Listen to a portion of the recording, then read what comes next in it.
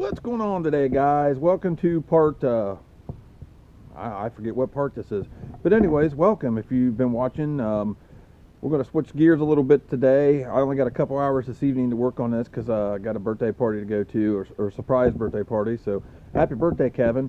But anyways, we're going to get a couple hours of work done on the Blazer here today, and we're going to change gears a little bit from cutting wood to, before we get too deep in the wall, we're going to get some wiring ran.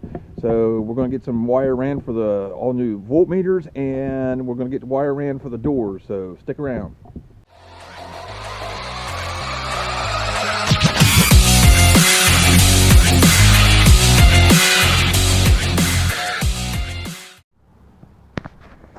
So like I said before I get too much more of any wood or anything in here, I mean, like I left off in the last video, I've still got a lot of screw and get these pieces together. These are just sitting in there for now. But before we get real far with that, I'm going to get some of this wire ran,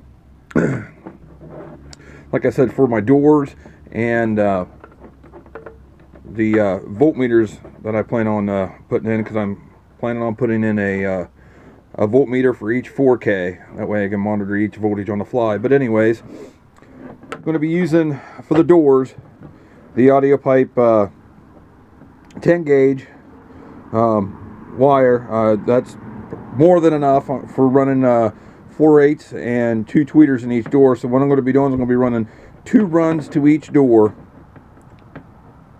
So, and I'm going to run it, I'm going to overrun it actually.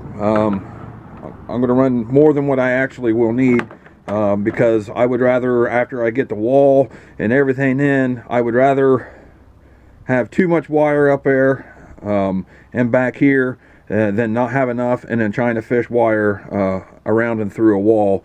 So I'm going to go ahead and get this ran now just for the ease of it, and that's the plan. Oh yeah, the dreaded feeding the wire through the boot into the door. I know I hate doing this. A lot of installers hate doing this, but comes in pretty handy here with this wire puller.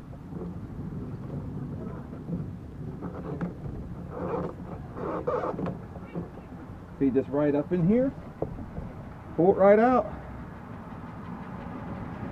Now I had to tape this on. I'll show you guys here. This wire puller comes in really handy, as you can see here. It's got a little hole here for, like, you know, 10, 12, or not 10, but like 14, 16, 18 gauge wire that you can run through there and pull it through. But obviously this is 10 gauge wire, so it's too small or too big. But you just tape it on here and pull it through. It serves its purpose. So what I'm going to do here is I'm going to leave some excess here.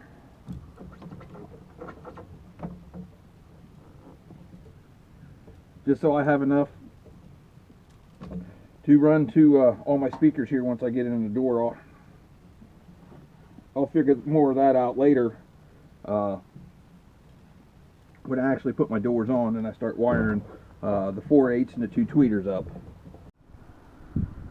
So I tried to film it yesterday, and it seems to be when it's cold out, my camera doesn't want to run. It keeps shutting off.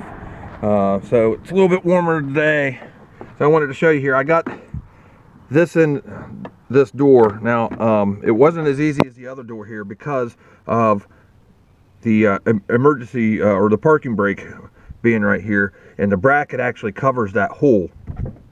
So I had a real hard time getting 2 runs of this 10 gauge for the doors through that hole because of the parking brake. But I ended up getting it, and I just wanted to show you guys, especially for you guys with the S10. You're going to run into this problem if you ever run wires through your boot here for your door. That's a big problem, and I'll be honest with you, it wasn't for that wire puller that I showed you earlier, I don't think I would have gotten that through there. But I just wanted to show you guys that little tidbit here real quick.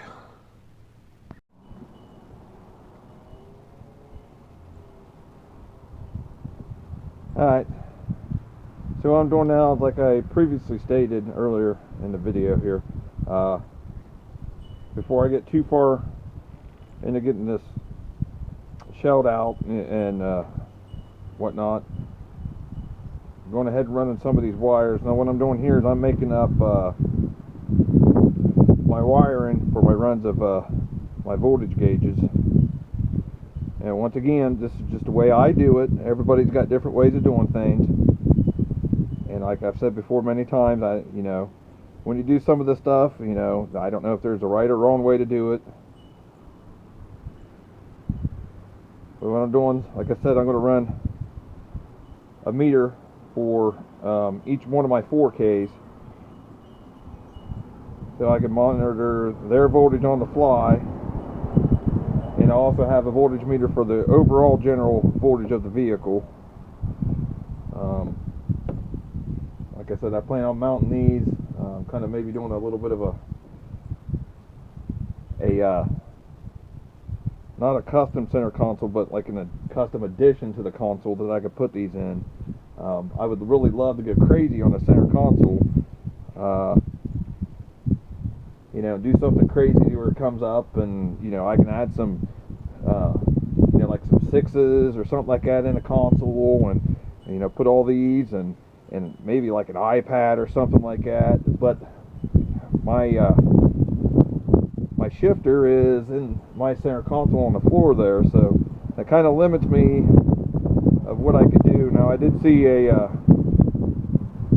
video the other day where Bassman, Galen Winsett, if I said that right, been working on his center console for his new build, and you know, it was a pretty cool idea that I actually seen where he's doing an iPad mount in his, and he's making his to where he could take his iPad out and then he could just reach in the hole where his iPad is and grab his shifter and, you know, shift it, you know, park neutral or whatever.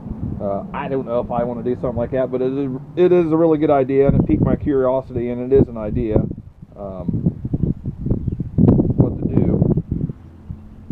So I don't know, you know, maybe down the road. I mean, you know us guys, we're always changing and adding and upgrading and doing this or that, so just an idea. But this is what we're working on now. Get all these prepped up here, and I'll get these ran front to rear, and you know, zip tie them all together or something and get them off to the side here so I can work around them. But that's what we're doing here. Now I want to show you where I'm at here. I got all these made up here, and I've numbered them on both ends, so I know what set of wires goes to what. That way when I go to hook them up, I know what set is what, and there's no confusion, or I don't cross hook them up or whatever. And I will say, when I did my door wires yesterday, I meant to number them and I forgot, so I will have to figure those out the hard way when I go to actually hook those up, of figuring out what wire is what.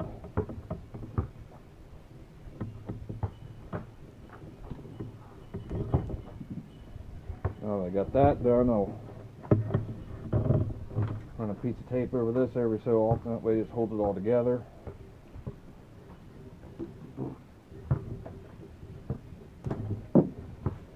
Get those run up to the center console. I'll check some of my other wiring, like my power runs, my ground runs, that sort of thing, and I will replace those if necessary. Go from there. So I got all my wiring in and checked everything, and everything's good to go for this round now. So I'm going to start working on this floor here. As you can see, I already started screwing these together. I got a little bit of glue in there as well. Obviously this part's already done, screwed down here. I didn't film that because of the angles. I just couldn't either hold a camera or set a pod up in here to do it. So this here, I'll show you a little something. I'm using the Craig drill bit to do this. Now these ain't perfect by any means, you know, perfectly spaced or whatever, which really doesn't matter. And yeah, it's buggering up that a little bit, but we'll sand that down and we'll fill those in. You'll never see those anyways. So that's where I am doing that. Do another one or two of them here. Like I said, didn't have to be perfect.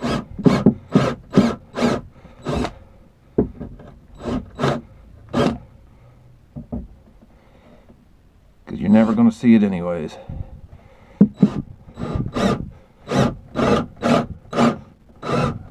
That's probably the highest one I got. Probably because I'm holding everything. But yeah.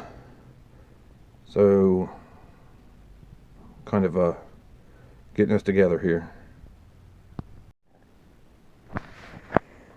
Okay guys, I am going to start calling it a day for today. Now these last few little segments I've did here, it doesn't seem like I've did much, but I have done a lot today. A lot of this finishing, this wiring and stuff is done, and those of you that's done anything remotely large at all knows that some of this wiring and stuff and planing this out is very time consuming, and mocking up these wires and getting it all ran and everything is very time consuming. So I mean, looks wise it doesn't look like I got a lot done, but I did get a lot done today. This floor is all screwed in now.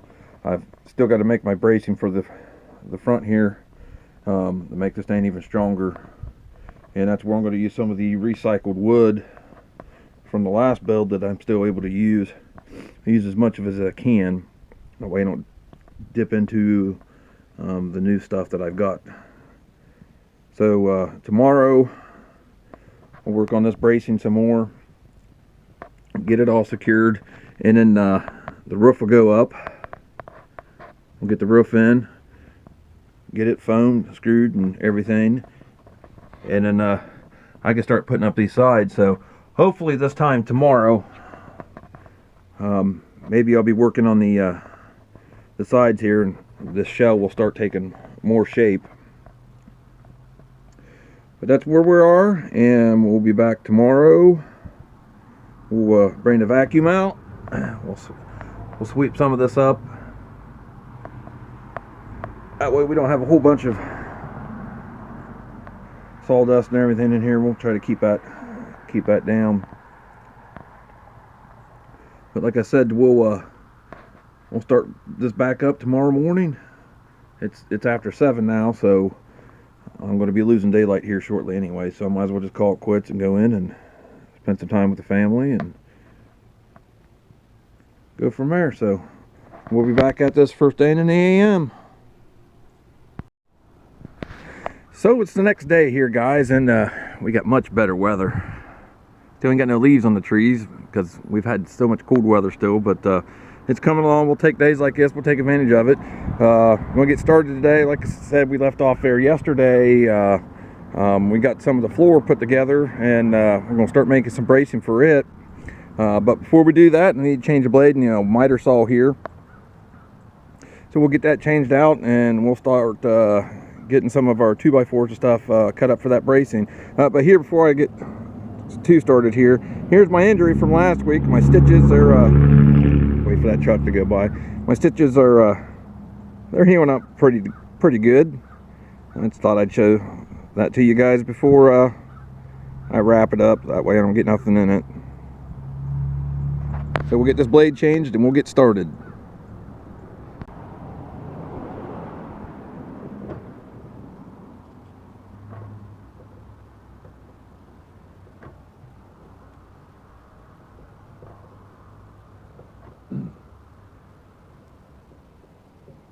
Okay, what this is here, this is an old brace from the front of the box in the old build.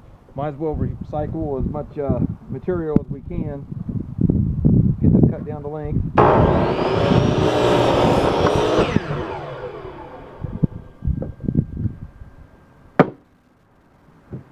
Nice fresh blade, nice fresh cut. So I got it cut out, and I got a couple extra supports, feet kickers, whatever you want to call them, on here. These are sit on the outside edges. Just right here is going to be the center transmission hump, and then of course this side will be over here.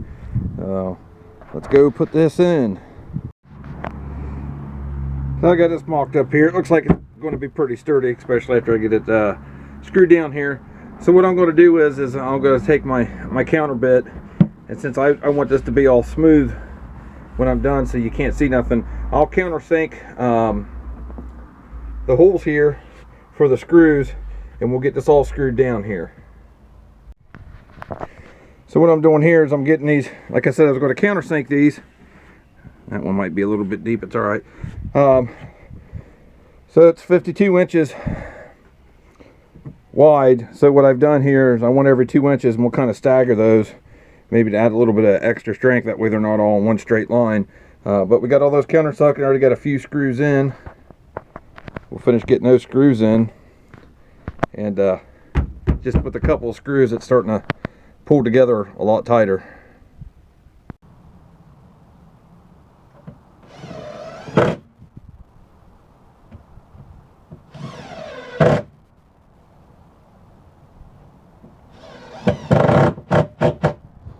Alright, got all those in.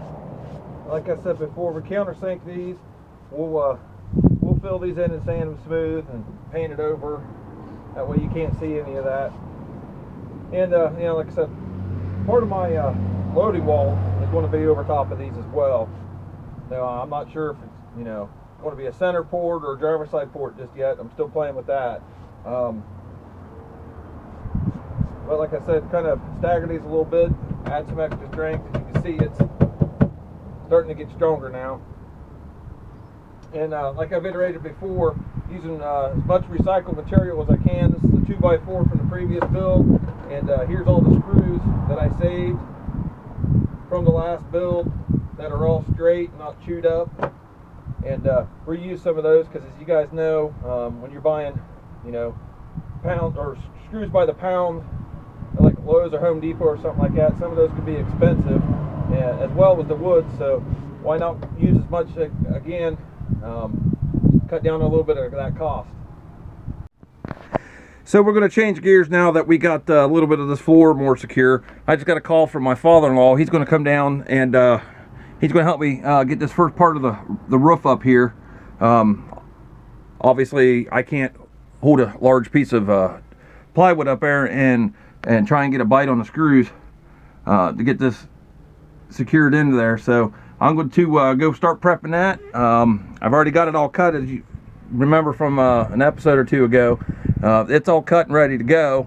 Now I just want to lay it out. I'm going to make some marks of where I want to try and get a bite with the screws, and pre-drill some holes in it so I can put some foam in it after I get it up. I've got this laid out again.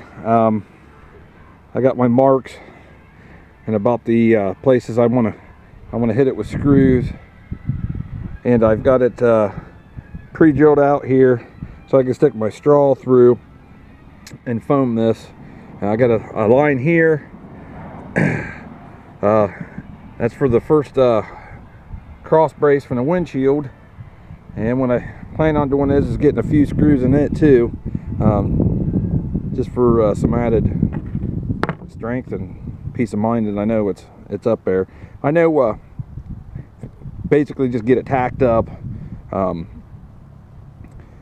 then I get some more screws in it after I get it tacked up, where I feel confident it feels pretty good. I might have to put a 2x4 or something up against it to hold it in place for a while, and then I'll shoot the foam in there,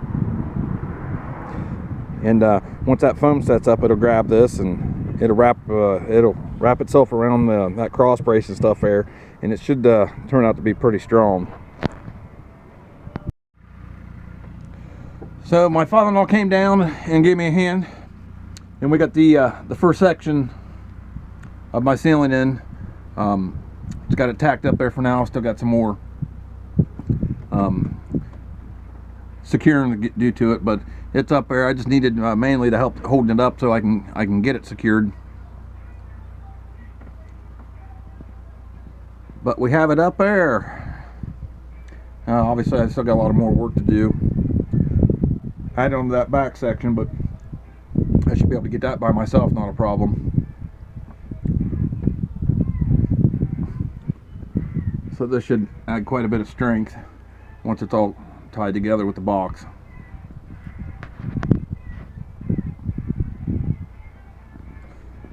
Yeah, like I said, we got the floor done. We're not done, but we're making headway anyway. I got it screwed and secured up there. Started getting some foam up in there. I only had 4 cans. I thought I had more than that, but apparently I don't. So I'll have to get more than that. But I got 4 cans up in there now, so which is basically about not even half of it. So we'll let that set up since I ain't got no more anyways. Put me a tarp down so I don't get nothing on the carpet or the seat of the dash or anything like that. Like my carpet's that great to begin with, but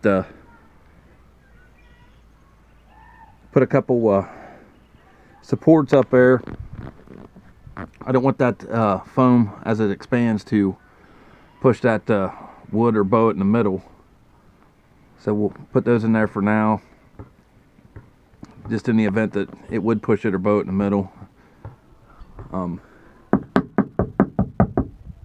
But it's slowly setting up. But we're making some halfway decent progress today.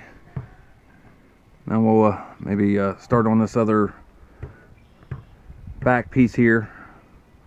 I know I won't get it in today, but maybe I can at least get it measured out and somewhat cut. Go from there. Well, that foam is still expanding and drying. I've been checking on it periodically, and I've been working on this other part of the roof here, and I think I'm going to call it a night here. I got my angles just like my other one that I wanted, but I'm having a little bit of trouble finding there's a curve on each corner of that rear pillar there where it meets like the section where I guess, you know, the hatch hinges and all that are. So I'm having a little bit of trouble. I'm having a little bit of trouble finding those curves here, so I'm going to call it a night. It's starting to get dark. It's 20 to 8 now, so it'll take me a few minutes to pick up my mess of everything. So we'll come back at it another day. So when I left off the other day working on this other roof piece here, this is the curve and the angle. Like I said, this is the very back of it. This is the curve and angle that I was getting frustrated with trying to find, with putting in an angle so it fits. You see that angle there? So it fits with this and kind of fits up in there.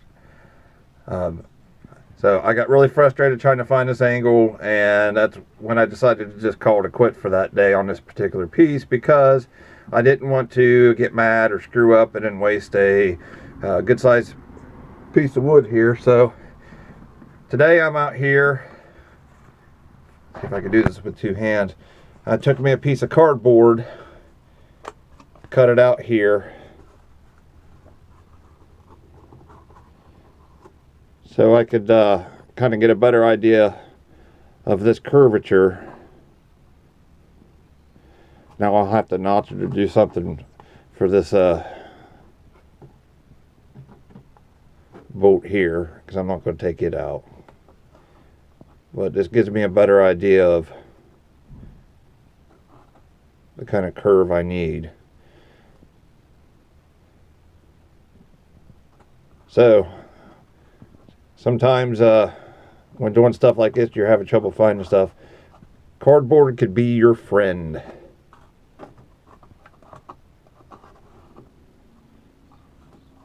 So let's see what I can do with this now. So I took my cardboard template and put it on these edges and recut it out, and actually I trimmed about 1/4 of an inch off this side because I was just a little wide. So we'll see how this fits here. So I just tried it up in there, and I was going to try and take a video, but I can't hold everything to do it. It almost fits, but it's just not quite there, and I think I know why. When I did this and I set my template, I did it on the outside edge of this and cut it and then did it, but I should have held it back about 1/8 of an inch or so, or 1/4 of an inch or so, ever so much, because it's not that it's not the correct curvature now, but I didn't account for the angle and it's still hitting the wood, so I should have taken it back some.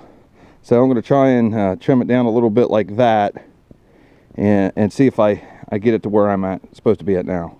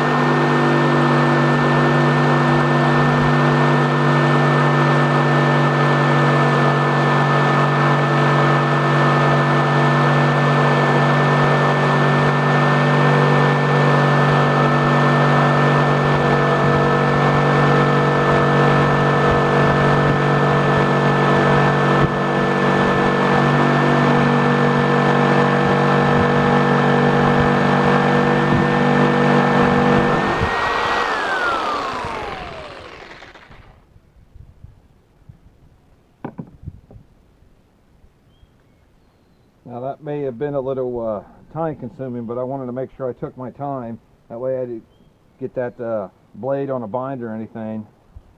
Get a decent cut, not snap a blade.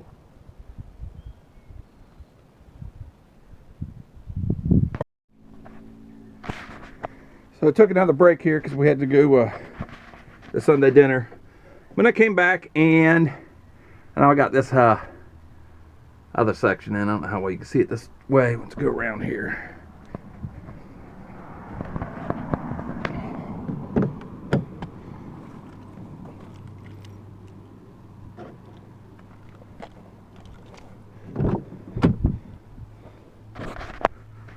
Alright, so we got that piece in now, so that makes me happy. Got it pre-drilled. We're going to foam it up, and then we can start on my 2x4 sidewalls, I believe. I think we're going to do layer 2x4 on the sides and the rear, and then we'll layer it with the plywood on the inside, and we'll probably do another layer of plywood on the inside of the roof here too. So I got my tarp down, so I got my cans ready. I'm going to start shooting that foam up in there.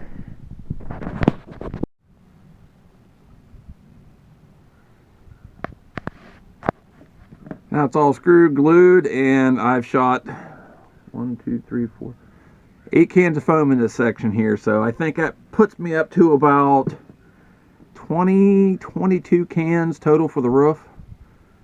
So once I start getting 2x4s and everything else up there for my sidewalls and whatnot, this thing should be pretty solid.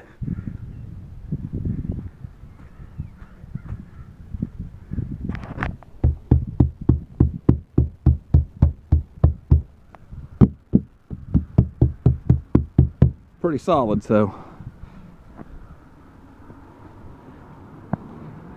we'll take that. Shot a little foam in that there, fill that hole in. For some reason I didn't have very much in that hole there, so that should help fill the rest of that quarter panel up there too. So we will let this set up for a few minutes. Let these holes skin over, and then I'll pull this plastic out, or this tarp out here, and start getting some measurements. Start cutting 2x4s for the enclosure walls. So it's actually starting to look like something, guys. Oh, and I had an idea for more up here. I'm not going to say it just yet, but you guys will see how it works out, because I don't know how it'll work out. I'm going to try a little bit of an idea for up here in this area, and a way to cover this and fill in these voids too. I'm going to shoot some foam in here, and I think it's a pretty cool idea. I think you guys will have to just see how it develops. So that's where we're at now at the moment. So this is where I'm at now. I'm gonna call it a night here. We got several family members coming over here for our evening Easter dinner here, but took a couple pieces of scrap wood and threw them up here, just to try and get me an idea of where I'm going to put the back of the wall this time. Trying to squeeze as many cubes out of this box as I can, but still leave me enough room back here for 8 batteries, 5 gigantic amplifiers, and, you know, everything else that goes with it. So those, like I said, those ain't temporary. I just got those kind of thrown up there right now. Plus it kind of helps with that foam. Everything is foamed. Starting to ooze out, and tells me it's getting all the dead space in there. So kind of get an idea here where I want to put the very rear of the wall. Trying to squeeze, like I said, squeeze as many cubes out of the enclosure as I can, but at the same time,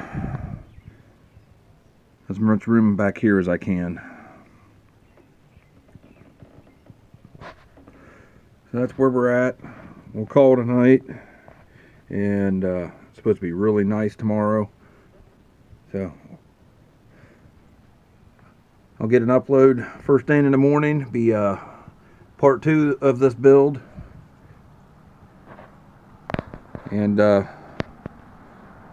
go from there. I'll see you guys tomorrow. So we fast forwarded a few days, and it's actually been 4 days since I've done any more on the Blazer itself. when I left off here, that last little segment there, I told you guys it was supposed to be really nice. Well, the weatherman blew that. It was so stinking cold the next day after Easter. It barely got over 30 degrees and spitting snow all day, and it just didn't work out that way. And then Tuesday, it ended up being fairly nice, and I was able to work on my door panel some. Give you guys a quick peek at those.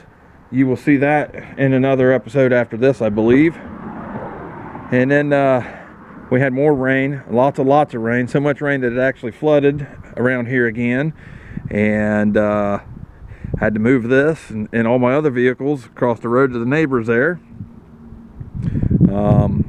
And then it got cold again yesterday and spit snow all day yesterday. And now we finally have a nice sunny day here. We're right at 50 degrees, so we're going to get some work done, hopefully. Alright, I really didn't show you a whole lot of anything else here this evening because I did a whole bunch of cutting and fitting and taking back out and putting back in and taking back out and putting back in. And I didn't want to bore you with you guys with that, so this is what I got so far on the sidewall. Now, I think what we're going to do is I'm going to wrap up this episode here, this part, and come back at you next time with working the other side here. Because once I get everything figured out here, get my my length from front to rear, and get all my angles around this wheel well established, the next one should go together pretty quick, so I could show you guys a little bit how I'm going to do that, how I put it together. But that's where I'm at so far, getting these 2x4s glued and screwed together one at a time is what I've been doing, so that's why it's taken so much time. One at a time, test fitting, putting it back in, test fitting, putting it back in. So there's a gap at the top here, but I'm going to show you what I'm going to do here. This is just a test piece here. I'm going to have to cut it to fit a little bit better. But this is what I'm thinking here. Still squeeze out as many cubes as I can without taking a big angle like down here from here to here. I'm thinking if I cut that just a hair longer, grab it down here and up here, it should tighten it, pull it together. I'm going to put some bracing back here. See, I already got a brace here going. But that's where I'm at. So I'm going to wrap up this episode on that thought. So appreciate you guys all watching still, and if you're interested, you know, keep watching. I appreciate it. Like, comment, subscribe. Make sure you follow me on Facebook, Instagram, and Twitter. I've got the descriptions, links below in the description there for you guys if you want to check that out and follow it out. I put a lot of stuff on there too. So, like I said, we're going to wrap this up tonight, and I appreciate it. And stay tuned for the next part. Thanks a lot, guys.